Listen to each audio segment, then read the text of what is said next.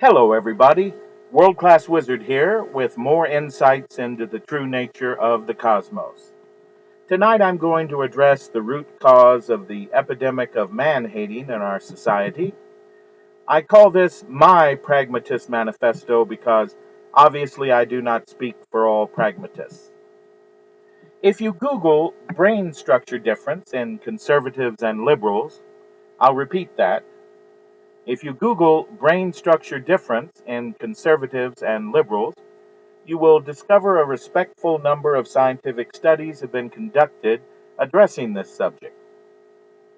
In one case, Dr. Darren Schreiber, a researcher in neuropolitics at the University of Exeter, authored a study in collaboration with colleagues at the University of California where it was found that Republicans use their right amygdala, the part of the brain associated with the body's fight or flight system, when making risk-taking decisions.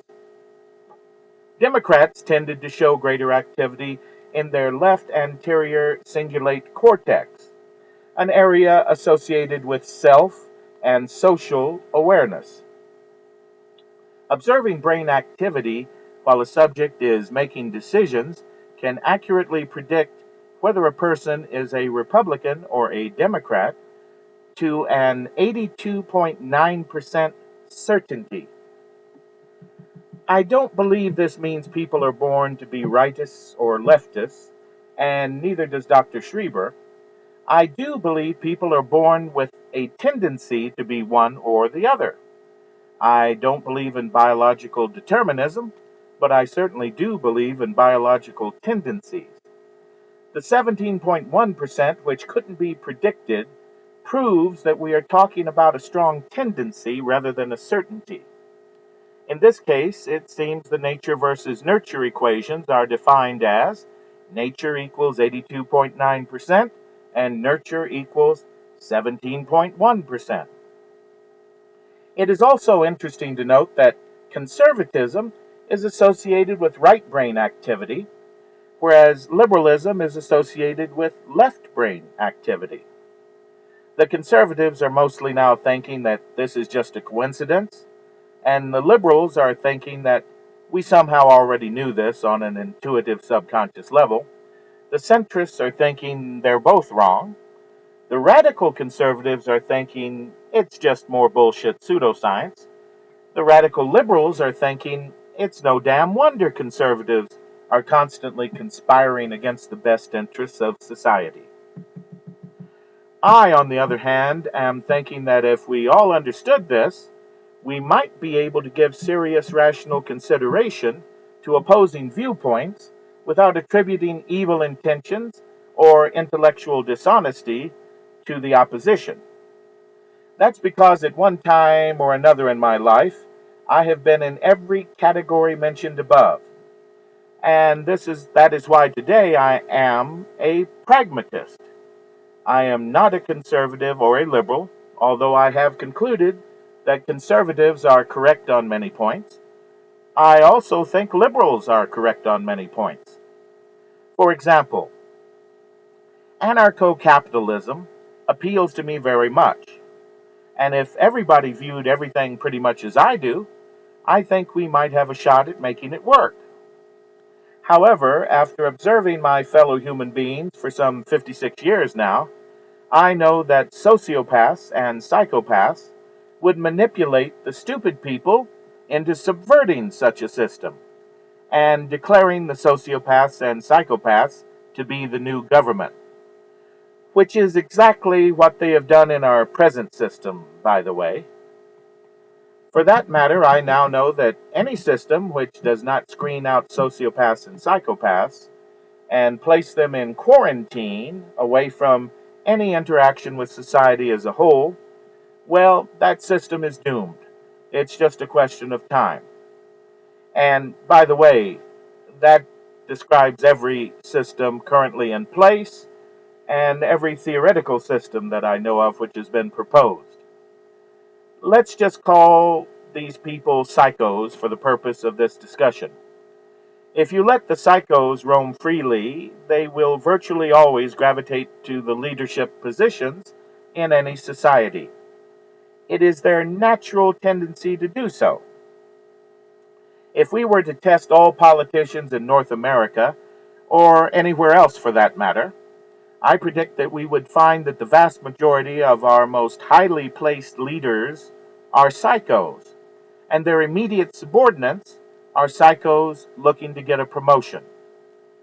If we did quarantine all true clinical psychos, we would find that the stupid people would not cause nearly as much trouble without demagogues around to agitate them. So, any practical, that is to say, pragmatic system that can actually work and work indefinitely must include psycho screening and quarantine. Such people pose a very real threat to their fellow human beings, so it is perfectly ethical to do this, and this is the first step to designing any social system which will actually function as advertised. If your system does not include this feature, then your system is not practical, it will not work, unless you have another effective way of filtering out psychotic influences. Almost all, if not all, hypothetical social systems are based on the false premise that what we call human nature is nothing more than a social construct. Stefan Molyneux, I hope I got that right, Stefan.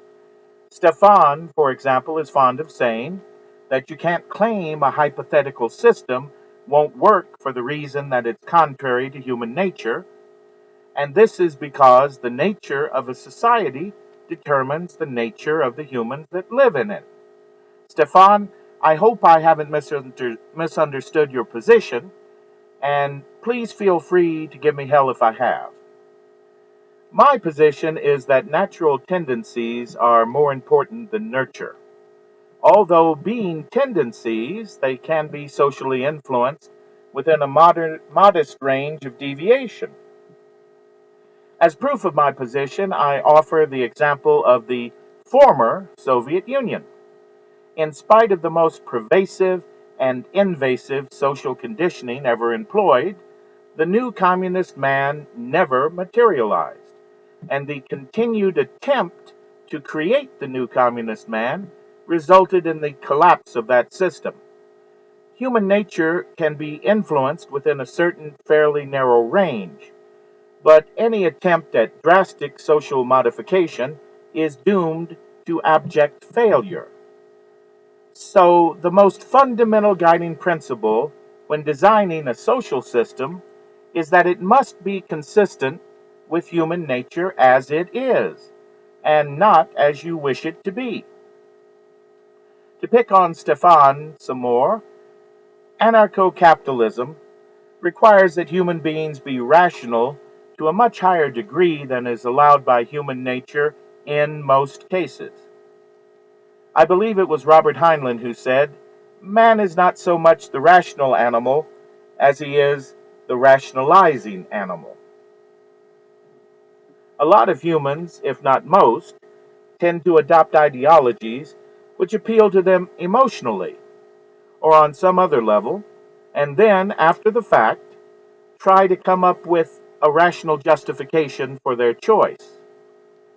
That is, of course, the definition of rationalization. While it is true that a person's success is directly proportional to his or her degree of rationality, the degree of rationality can differ greatly without resulting in total self destruction. There is no clear dividing line between overall life success and failure.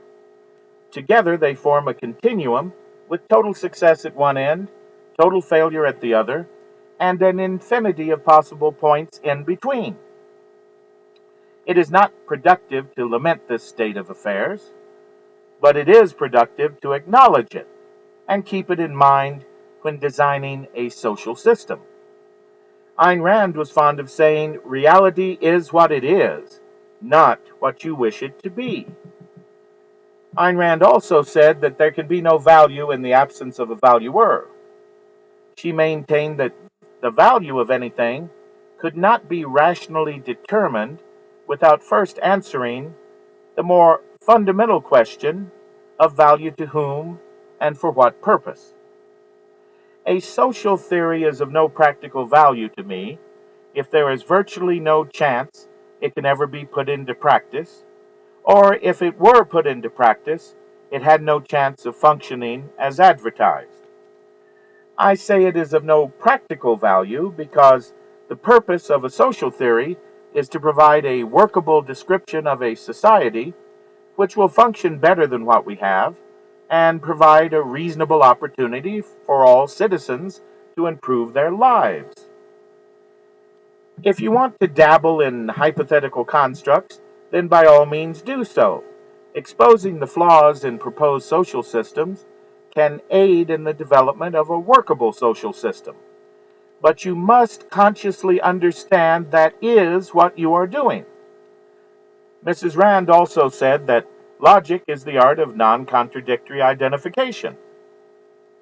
I get the distinct impression that a lot of our ivory tower academic hypothesizers just don't understand the difference between real and make-believe. The notion that human nature is a social construct and the notion that human nature is totally biologically determined are make-believe, according to the best evidence modern neuroscience has to offer. If you base your social system on either of these false premises, actual human nature will rise up and devour your system just as it did the communist system. Please be warned that while the Canadian and U.S. systems do not deviate from human nature to the extreme degree that the communist system did, they are nevertheless riddled with social constructivism. While the process is taking longer, it will eventually end in the same result. It won't happen today, but if some drastic changes are not made, it certainly will happen someday, and possibly someday soon.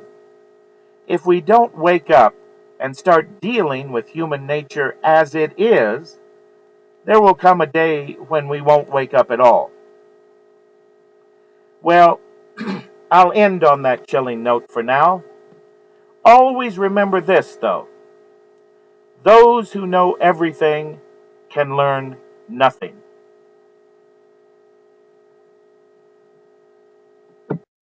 Oh, say, can you see by the dawn's early light what so proudly we hailed at the twilight's last gleaming, whose broad stripes and bright stars through the perilous fight o'er the ramparts we watched were so gallantly streaming, and the rocket's red glare, the bombs bursting in air, gave proof through the night that our flag was still there. Oh, say does that star-spangled banner